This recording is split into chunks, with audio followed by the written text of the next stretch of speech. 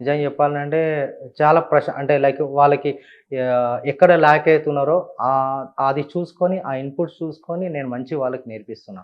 అట్లా కొంతమంది 5 మంది కలిసి ఒక ఆర్గనైజేషన్ ఓపెన్ చేసినాం. అంటే 5 మంది అంటే వాళ్ళు చెప్పిర్రు ఒక ఆర్గనైజేషన్ ఓపెన్ చేస్తా అన్న ఇంకా బాగుంటది. వీళ్ళకి ఒక ట్రైనింగ్ లాగా పెడితే బాగుంటది. సో, నేను వాళ్ళనందరిని కూడా ఒక టాలెంట్ చూశాను. అంటే వీళ్ళకి ఇంత టాలెంట్ ఉంది.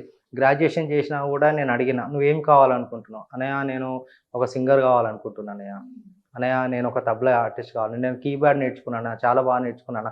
అన్న నాకు కొంచెం కనపడతదన్న. నాకు ఒక ఐటీ కంపెనీలో ఒక చిన్న ఉద్యోగం వచ్చినా బాగుంటది. నేను ఫుల్ స్టాక్ నేర్చుకున్నాను. ఇట్లా ఉంటుంది."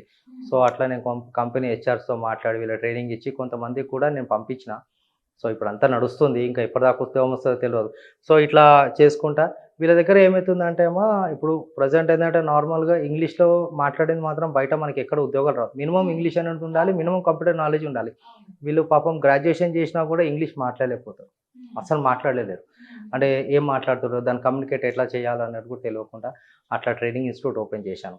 సో, దానికంటే ముందు ఏందంటే వీళ్ళు కొంచెం స్ట్రెస్ బాగా పడుతున్నారు. కొంచెం వీళ్ళకి మెడికేషన్ ఇయ్యాలని చెప్పేసి ఒక యోగా క్లాస్ స్టార్ట్ చేశాను మార్నింగ్. మార్నింగ్ 6-7 గంటల వరకు యోగా క్లాస్ ఉంటుంది. అదొక శ్యామ్ సార్ అని చెప్పి రాజమండ్రిలో. అతను బ్లైండే. అతను బ్లైండ్ కొంచెం కనపడతది. అతను ఒక 15 ఇయర్స్ నుంచి యోగా ట్రైనర్ ఆయన.